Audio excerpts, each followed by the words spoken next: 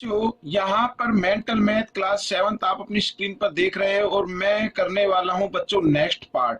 ठीक है, question number 19 से हम आगे करेंगे और कोशिश करूंगा कि क्वेश्चन 30 तक मैं इस पार्ट में करा पाऊँ।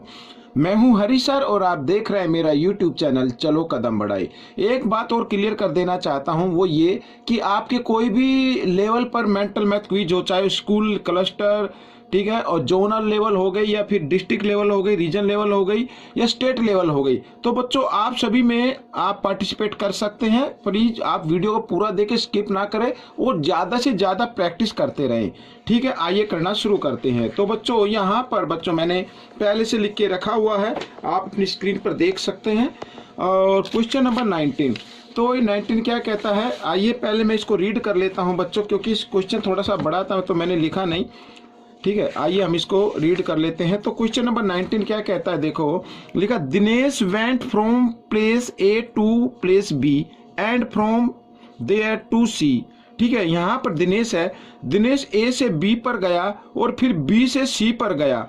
आगे क्या लिखा हुआ है, Ayub went from A to D, Ayub A से डी तक गया and from there to place C, और फिर डी से फिर सी की तरफ गया। आगे लिखा who travelled more and bye how much, तो किसने ज्यादा लंबी जो ट्रेवल की है और कितनी की है, ये हमें फाइंड आउट करना है। आइए करना शुरू करते हैं। तो सबसे पहले दिनेश और दो नाम है इसमें अयूब। तो बच्चों यहाँ पर मैंने ये फिगर बना के रखी हुई है। तो पहले हम दिनेश के लिए देखते हैं बच्चों। तो दिनेश के लिए टोटल डिस्टेंस हो गई ए बी और प्लस बी सी। ठीक है, तो इनको ऐड कर लेते हैं। तो 7.5 प्लस 12.7 और इनको ऐड किया तो देखो 7 और 5 होता 12, 12 का 2 कैरी 1 और 12 और 7 होता 19 और 1 20, तो 20.2 किलोमीटर दिनेश ने कवर की। अब अयूब के लिए देख लेते हैं बच्चों, अयूब ने कितनी कवर की। ठीक है ना, तो अयूब ने यहाँ पर ए से डी पर गया और फिर प्लस डी से सी पर गया। तो यहाँ पर ए डी तो है 9.3 किलोमीटर और डी सी है 11.8 किलोमीटर। ठीक है, दोनों को हम क्या कर देते हैं, ऐड कर देते हैं। तो ये ऐड कर लेते हैं। तो 8 और 3 होता है 11 का, 1 कैरी 1 आ गया। आगे बच्चों यहाँ पर 9 और ये है 1, 10, 10 और 1 11, 11 का फिर 1 आ गया, यहाँ पे डेसिमल लगा दीजिए, कैरी 1। तो यहाँ पर 1 और 1 2 आ गया। तो 21 बच्चों किलोमीटर, 21.1 किलोमीटर तो अयूब ने की। तो यहाँ पर देख रहे हैं दिनेश की है 20.2 और अयूब की है 21.1, तो अयूब ने ज़्यादा की। तो अयूब यहाँ पर हम लिख सकते हैं अयूब मोर ट्रेवल्ड। ठीक है बच्चों, इस तरीके से हम यहाँ पर थोड़ा सा मैं इसको सेट कर लेता हूँ, यहाँ पर ट्रेवल्ड। ठीक है, और कितनी की, तो हम इसमें से माइनस कर देंगे। तो 21.1 में से आप माइनस कर दीजिए 20.2, इस तरीके से। तो देखो 11 में से 2 माइनस करेंगे, यहाँ पे आ जाएगा 9, पॉइंट के नीचे पॉइंट लगाना है और ये आ जाएगा। तो यहाँ पर ये 0.9 किलोमीटर उसने मोर डिस्टेंस कवर की। ठीक है, अब नेक्स्ट क्वेश्चन देखो। नेक्स्ट क्वेश्चन के अंदर बच्चों यहाँ पर क्या लिखा है, find the value, value find out करनी है।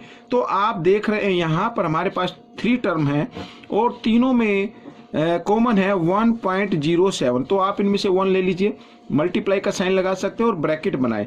यहाँ पर है 65, बीच में प्लस का साइन, फिर है 26 और फिर प्लस का साइन और फिर है यहाँ पर 9। ठीक है, इस तरीके से। अब जब हम इनको ऐड करते हैं तो बच्चों आप ऐड करके देखना, तो यहाँ पर आ जाएगा 100। ठीक है, तो 100 आ गया और 100 से मल्टीप्लाई करेंगे 107 की, तो 107 ही आएगा। पीछे 2 0 है तो 2 0 लगा दीजिए। अब यहाँ पर 2 डिजिट के बाद डेसिमल है, तो आप भी पीछे से 2 डिजिट के बाद डेसिमल लगाए। तो बच्चों ये आ गया। आप इसको अगर लिख सकते प्योर फॉर्म में तो 107 लिख दीजिए, क्योंकि पॉइंट के पीछे 0 है तो उनको हम हटा देते हैं। तो ये क्वेश्चन आपका सोल्व हो गया। आइए क्वेश्चन नंबर यहाँ पर करते हैं 21। तो क्वेश्चन नंबर 21 में लिखा, what fraction is represented by shaded part, shaded part. ठीक है, फ्रैक्शन बताना है, कितना फ्रैक्शन है। तो टोटल बॉक्स काउंट कीजिए 1 2 3 4 5 6। टोटल को लिखना है नीचे और शेडेड को लिखना है ऊपर, ठीक है। इस तरीके से ये आपका आंसर हो गया। आप चाहे तो इसको डिवाइड करके भी लिख सकते हैं, 3 1 जा 3, 3 2 जा 6, 1/2 भी लिख सकते हैं, ठीक है। आइए नेक्स्ट कर लेते हैं। तो लिखा व्हाट इज 4/5 और हाफ, ठीक है। और है यहाँ पे ऑफ है बच्चों, ये ऑफ। तो व्हाट इज 4/5 ऑफ हाफ, 4/5 का मतलब 4/5, ऑफ के लिए लगाना मल्टीप्लाई का साइन और हाफ के लिए हाफ लिख दो 1/2। तो 4 1 जा 4, 5 2 जा 10, ठीक है। ये आ गया। आप चाहे तो इसको डिवाइड भी करके लिख सकते हैं, ठीक है। 2 से डिवाइड करेंगे तो 2 2 जा 4 और 2 5 जा 10, तो 2/5 भी लिख सकते हैं इस तरीके से। तो 4/10 या 2/5, ठीक है। अब करने वाले हैं क्वेश्चन नंबर 23। देखिए क्या कहता है question number 23, multiply the sum of 1 and 4 2/3 by the difference of 4 and 4 2/3, ठीक है। मल्टीप्लाई करना है, किसको मल्टीप्लाई करना है, यहां पर इनका तो सम निकालना है जो 2 नंबर दिए हमारे पास, और यहां पर जो दिए हुए इनका हमें डिफरेंस निकालना है। फिर जो भी आंसर आएगा उसको मल्टीप्लाई करना है, यानी सम और डिफरेंस का, ठीक है। आइए करना शुरू करते हैं। तो सम निकाल लेते हैं पहले। तो सम यानी 1 प्लस और फ्रैक्शन में चेंज कर लेते हैं, 3 4 जा 12, 12 2 कितना होता है 14। तो 14/3 यहाँ पर 1 ले लेते हैं, 3 1 का एलसीएम आएगा 3 आ जाएगा, साथ ही क्रॉस मल्टीप्लाई कर देते हैं, 3 1 जा 3 प्लस और 1 को 14 से करेंगे तो 14, तो आ गया 14 + 3 17/3, ठीक है। ये तो आ गया सम। आइए डिफरेंस भी फाइंड आउट कर लेते हैं। यहाँ पर मैं लिख लेता हूँ डिफरेंस। और डिफरेंस फाइंड आउट करने के लिए हमें क्या करना पड़ेगा, सबट्रैक्ट करना पड़ेगा। तो 4 माइनस, और इसको भी मैं क्या कर लेता हूँ चेंज कर लेते हैं फ्रैक्शन में, 4 3 जा 12, 12 और 2 14, तो 14/3 यहाँ पर 1 और एलसीएम लिया 3 और 1 का 3 और साथ ही क्रॉस मल्टीप्लाई भी कर दिया, 3 4 जा 12 और यहाँ पर -14। तो यहाँ पर बच्चों आ गया 2/3। अब माइनस का साइन नहीं लगाना है, माइनस का साइन नहीं लगाएंगे क्योंकि हमें सबट्रैक्ट नहीं निकालना है, हमें डिफरेंस फाइंड आउट करना है। तो 14 और 12 के बीच में 2/3 का डिफरेंस है, ठीक है ना, यानी ये 3 भी लेना है आपको। तो अब मल्टीप्लाई कर देना है आपको, मल्टीप्लाई, ठीक है। मल्टीप्लाई कर लेते हैं 17/3, यहां पर मल्टीप्लाई 2/3। अब 17 2 जा 34 और 3 3 जा होता है 9। ये आपका आंसर आ गया।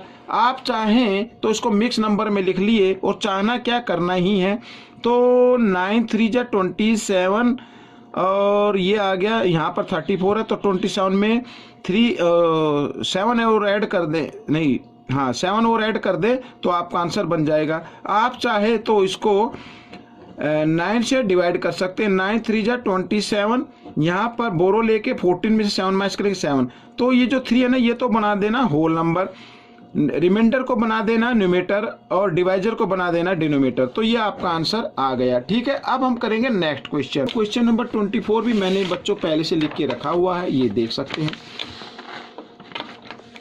आइए करना शुरू करते हैं। तो इस क्वेश्चन नंबर 24 में कन्वर्ट 149/4 इनटू डेसिमल, डेसिमल में कन्वर्ट करना है बच्चों। तो डेसिमल में कन्वर्ट करने के लिए या तो आप सीधा क्या करें, इसको 4 से क्या कर दे, डिवाइड कर दे, 4 3 जा 12 इस तरीके से, ठीक है।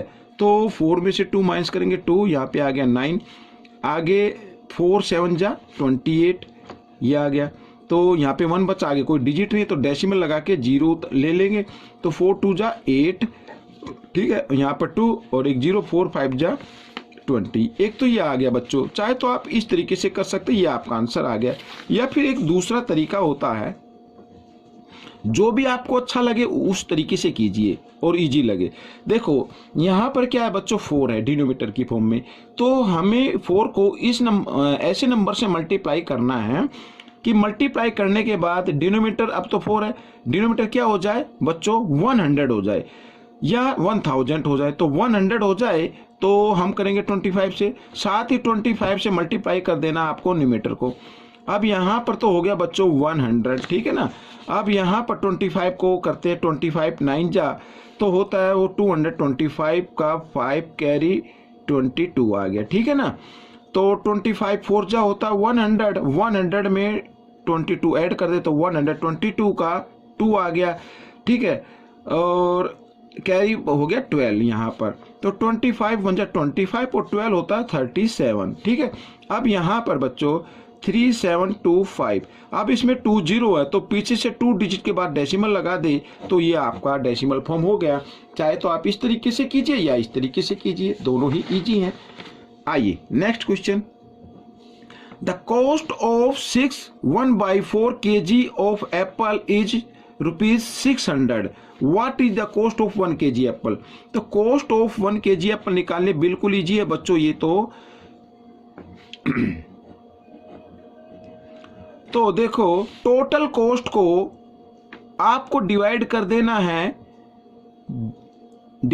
है जितने एप्पल लिए हैं, ठीक है। 6 और इसको मैं फ्रैक्शन में कर लेता हूं, 6 4 जा 24 और 1 25, तो 25/4 ऐसे डिवाइड कर देना है। आइए नीचे कर लेते हैं, 600 डिवाइड का साइन कर देना, मल्टीप्लाई में चेंज, और नेक्स्ट नंबर का क्या करना है, रेसिप्रोकल कर देना है इस तरीके से, ठीक है। आई 25 से काट देते, 25 1 जा 25, 25 2 जा 50, यहाँ पे बच गया 10 और यहाँ पे 0, तो हो गया 100, 25 4 जा 100 ये आ गया, तो 24 4 जा होता 96।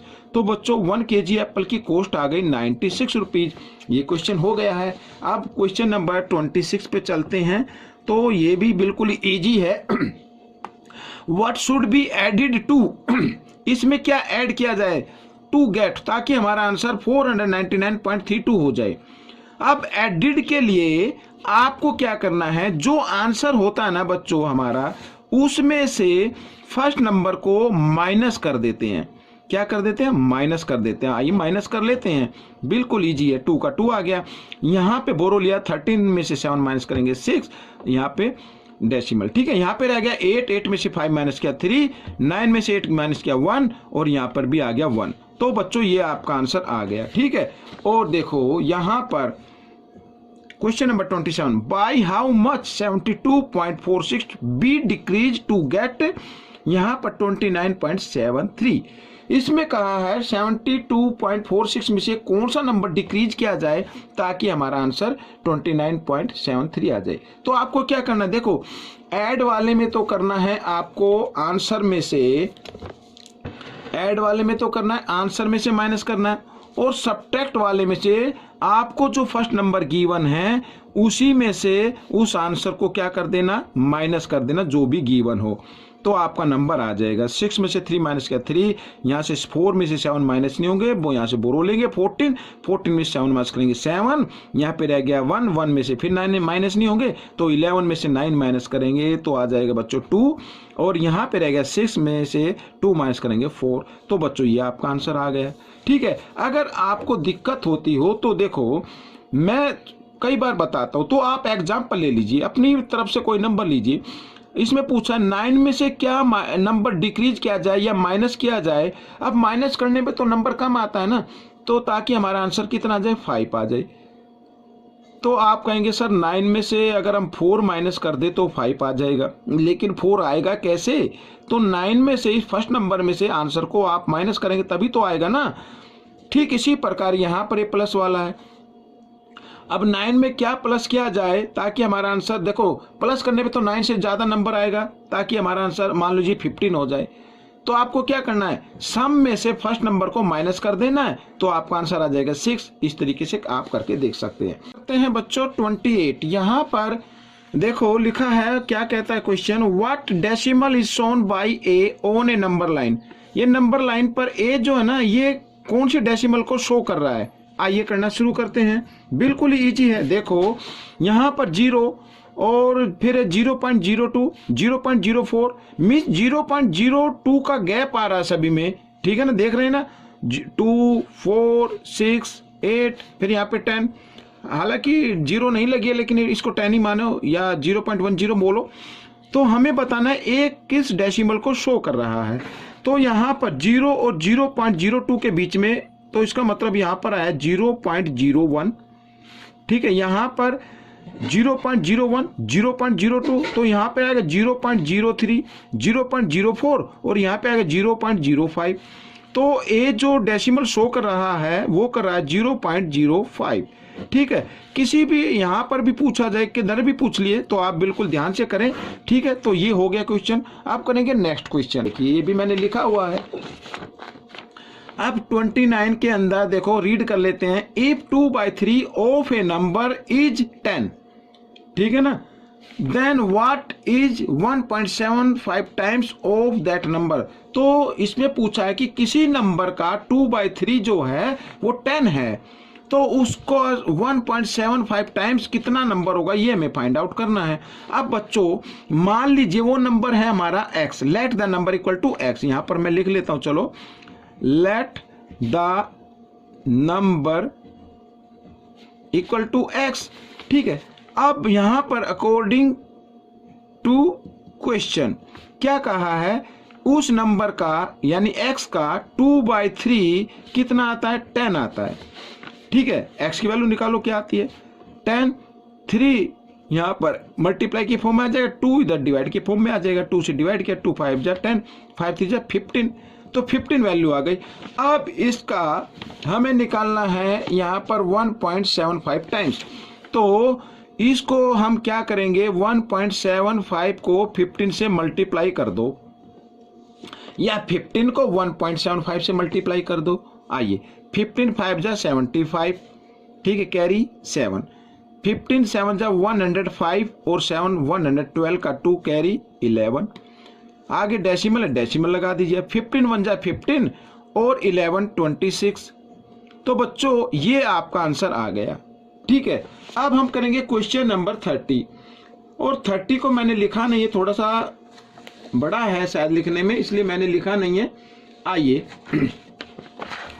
रीड कर लेते हैं बच्चों यहां पर क्वेश्चन नंबर 30 को।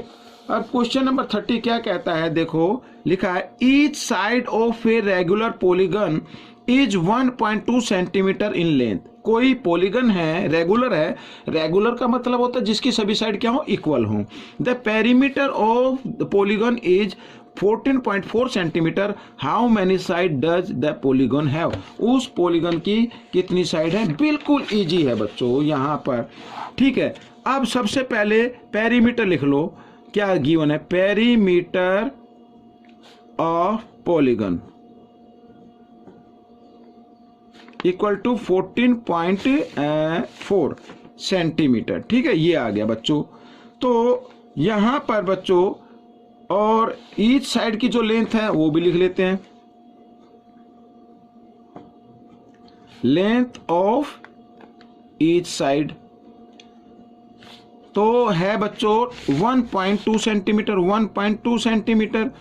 अब सबसे पहली बात आपको देखना है, देखो यहां पर भी 1 डिजिट के बाद डेसिमल है, इसमें भी 1 डिजिट के बाद है, इनको आप हटा दीजिए। आप इसको मानिए 144 और यहां पर मानिए 12 सेंटीमीटर। ठीक है, कंफ्यूज करने के लिए दे दिया जाता है। नंबर ऑफ साइड हमें फाइंड आउट करना है, नंबर ऑफ साइड। तो नंबर ऑफ साइड हम फाइंड आउट करेंगे, तो जो टोटल पेरीमीटर है उसको 1 साइड से क्या कर दे, डिवाइड कर दे।